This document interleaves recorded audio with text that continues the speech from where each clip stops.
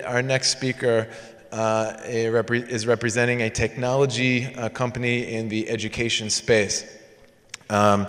Ronen Tal-Botzer is a leader in artificial intelligence in Israel. He's been lecturing on this subject in our academia for many years. Again, I'm not going to give long introductions. You can see his whole bio and CV in the insert in your conference information. But we're so happy to have you with us, Dr. Ronen, and please come up and share your exciting story.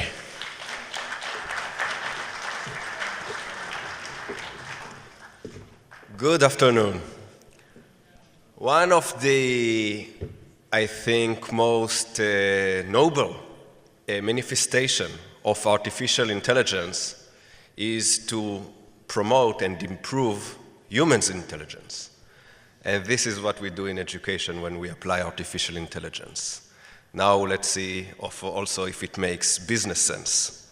So I'm Ronen, and I founded Sense Education a few years ago. And our goal is to enable the revolution of scalable education.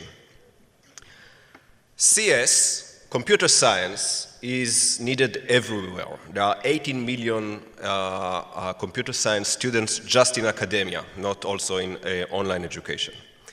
STEM, science, technology, engineering, math, is also needed everywhere. There are 50 million STEM students. And actually, this is a worldwide movement because the world recognizes the need for more engineers and more computer scientists, and it is all over the world. And this is what many companies and many governments try to do, to make education, especially in these areas, more and more scalable, to teach many more students. But this revolution that everybody is talking about, the revolution of scalable education, cannot really happen until we solve a very, very fundamental problem. And let me give you an example, okay? This is a picture from one of the most famous courses done by Harvard University. It's a computer science course called CS50.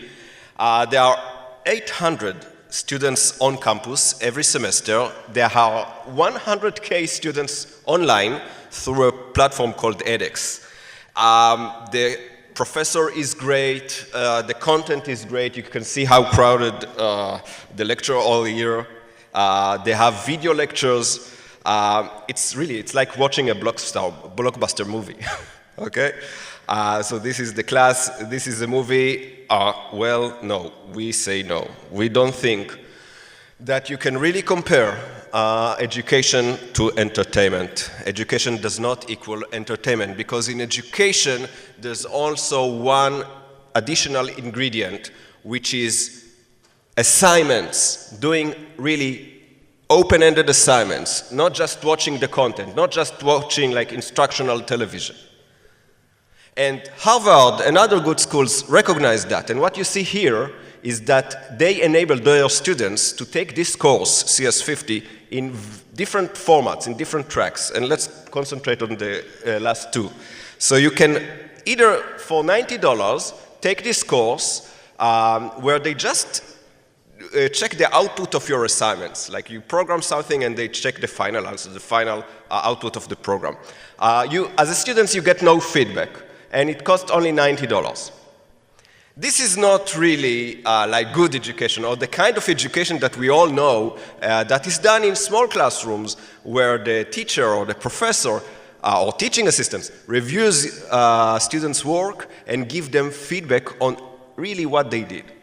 But they actually opened another track, in this case for $2,200, where really students' assignments are graded by teaching fellows, by human teaching fellows, and feedback is given on solution logic, not just the final output, not just the output correctness. And then, for more money, of course, students receive a much, much better education. So this is not scalable. That's great, but it's not scalable. And the story, very interesting actually, is that they opened this track that you see on the right, and after 200 students enrolled, they needed to close down enrollment. just because they didn't have enough time, enough teaching assistants to review and grade all assignments.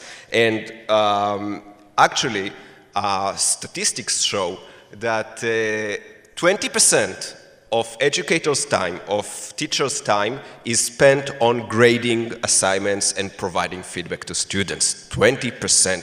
Think how much money it is. This is also why it costs more.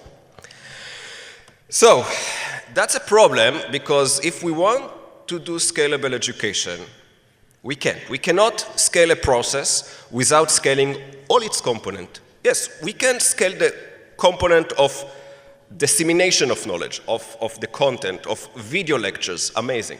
But we cannot scale the other part of education, which is assignments and giving feedback to those assignments. If we cannot scale that, we cannot scale education at all. And this is what Sense is doing. By the way, you know artificial intelligence, it's now becoming very, very popular. But you're also aware, everyone is aware, that artificial intelligence is still far, far, far away from a state where it can really understand what students say or write and provide them scientific feedback or pedagogical feedback.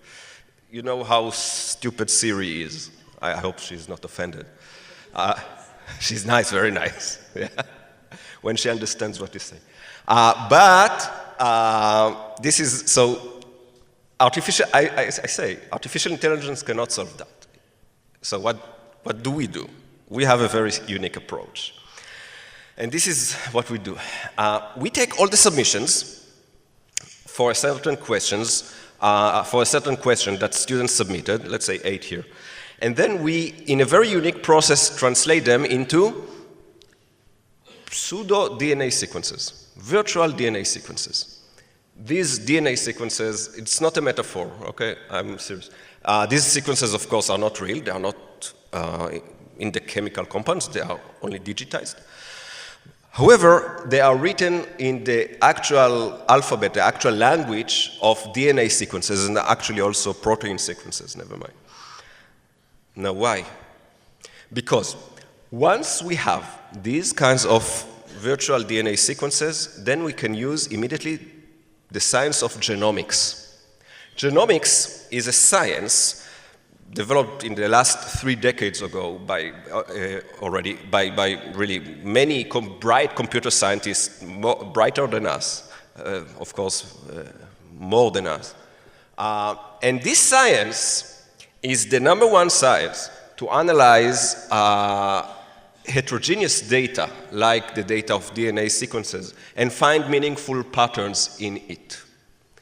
To find species, if you will, okay, or genes. So what it means here is that maybe you began with many 800, let's say 800 submissions, but at the end we found different patterns that can describe the species of the submissions, of the answers. So maybe, okay, you did begin with 800 answers, but you don't really have 800 answers, especially in subjects like STEM, not poetry. But in STEM, you find only a few species, only a few solution types to solve the problem. So this is what we find. We find with these amazing algorithms that there are only 3, let's say, clusters, and each cluster is composed of several patterns. And this is what we show to the human educator. So the human educator reviews each cluster of submissions that basically say the same thing and provide a feedback. And she does so only for a few clusters, let's say 3 or 7 or 12. It depends on the question, how many different solutions, possible solutions there are to solve the question, or how many possible ways is there to make a mistake.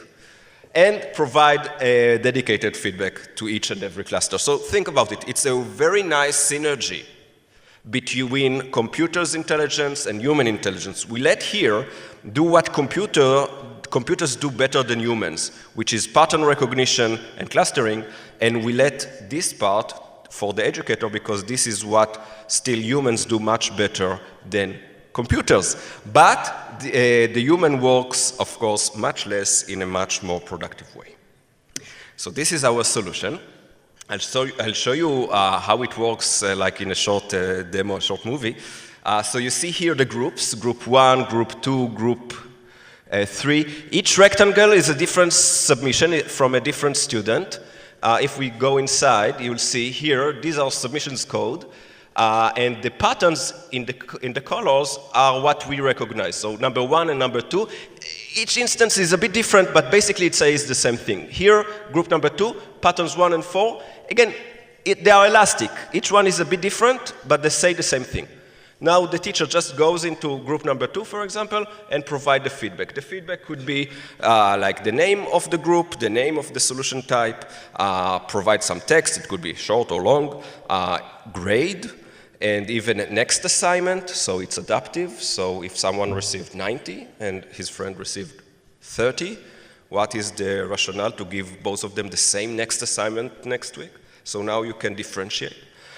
Recommended reading and more stuff. So let's see. If teaching before sense looked like this, as I told you, 20% of educators' time is spent on grading and giving feedback. And this is done, it's very time consuming, it's done in a random order, and it's inconsistent, inaccurate.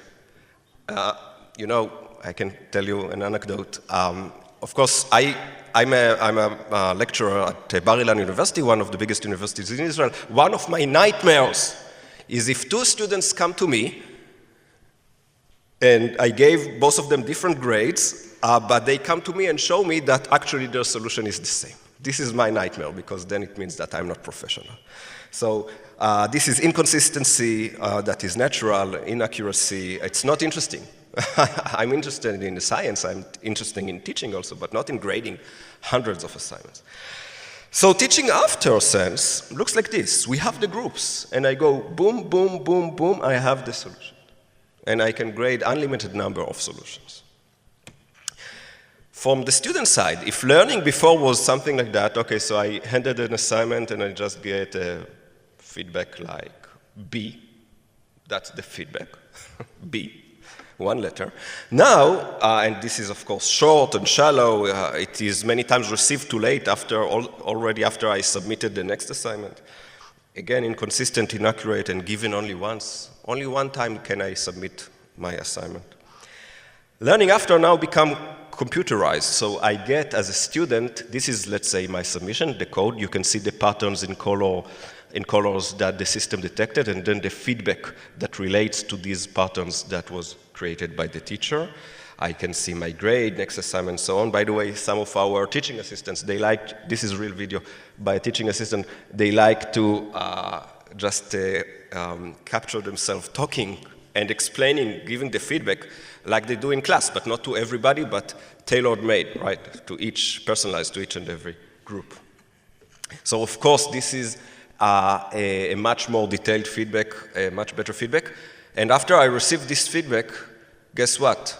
As a student, I can understand, I say, oh, oops, I got it. Okay, now I know, and I can fix my submission and resubmit. And after I resubmit, I then automatically get classified to another, hopefully better cluster, better solution type. And then I get, again, the most appropriate feedback. So that's amazing. The questions before and after are the same. That's a very important business factor. We don't need educators to rewrite their course or to change anything. They can use the same kind of questions as they used in the past because we look at open-ended assignments in a very generic way. So that's good. It gives them value from day 0. So actually, the entire ecosystem wins. Students, their learning is more personal and easier. Instructors, they really focus on quality, not quantity of feedback. And for administrators, that's amazing because they can scale their students, they can scale their school, they can make more money from tuition. If we are, focused in higher education and online education, this is where these things are really, really worth a lot of money. And it means adoption because there's no one sector here that is neglected. Everybody wins. And this solution that I showed you is actually applicable in huge markets, actually in all over the world, because of a simple reason, because feedback and grading and assignments are needed all over the world. It's everywhere, almost in any discipline, almost in every subject. But we are very unique in the market. If we do some kind of a short competitive analysis, there are other, of course, alternatives. You can, for example, use multiple choice questions. Multiple choice questions can be easily graded. But it's a workaround. It means that you, as professors, need to rewrite their course, provide many multiple choice questions. It's easy to cheat. And most importantly, it does not provide or produce the same academic outcome that we want with just multiple choice questions. Other solutions, this is a very important company that does grading automation. This is the infrastructure, just to show the educator the different submissions in a very coherent and very digitized way. They were sold for $800-something million a few years ago, because it's a big market. But none of them really look at the content or tries to get insights on the content of what students actually write or how they solve the problem. So what we do is actually very, very unique. There is no, to the best of our knowledge, not even a single company that does exactly that. And this is very, very in high demand. Just to tell you a bit, we just, in the past few months, won very, very prestigious awards. This is, we were selected as a top edtech company out of 3,000 companies that participated at South Summit. It's an international, thank you. It's an international technology summit, very big in Madrid. We also selected as a top technology company out of 600 companies in a conference called Enlighted. It's also connected to South Summit, and that was a big win also. EduCause is in the United States. That's the, I think, leading conference for best thinking in higher education IT. And we just won it, I think, a week ago, first place. We were also finalists at other competitions. One of them very prestigious is the Microsoft Artificial Intelligence competition, also a Credit Suisse one. So many prizes and also many customers that would like to use this system. The company was created in 2016. We have pilots with thousands of students, more than 10 schools, including major universities in the United States. Customers are paying either by course or by department or by school or just per submission. So there are different ways to monetize. Currently, we are focused on really making those marquee customers happy. But we are all adding more and more marquee customers in the US, in the UK, also in the Middle East and Europe and other places. We raised seed from, if you know, Y Combinator, that's like the #1 accelerator in the Silicon Valley, and then from crowdfunding platforms like Our Crowd. And we are looking to raise more here. Something went wrong with the presentation, sorry. But we are looking now to start a new round in order to get more and more schools and market it to more and more schools. The leadership of the company also, I think, makes sense. So the CEO is Mr. Seth Haberman. He was a former vice president of Comcast.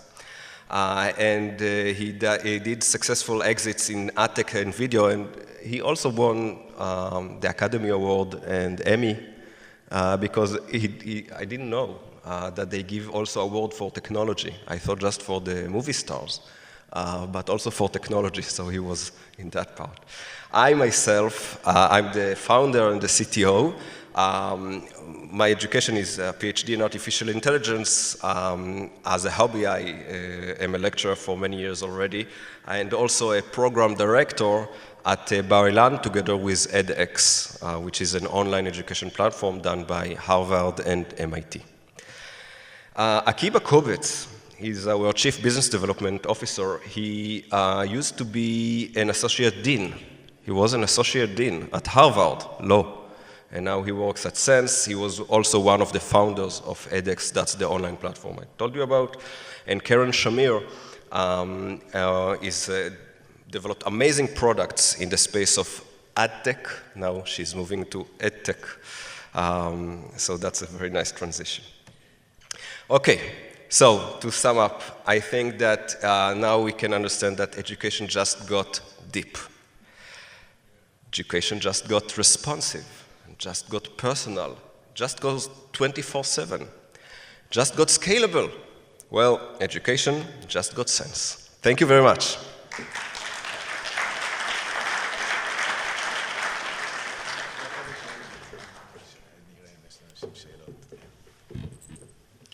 Thank you very much. Well, you can hold this one. Do we have any questions for Dr. Tal? Any questions from any of the educators in the room? We are in the field of education, so questions and answers. Yeah, we promise a personalized answer today, not only a digitized one. Yeah.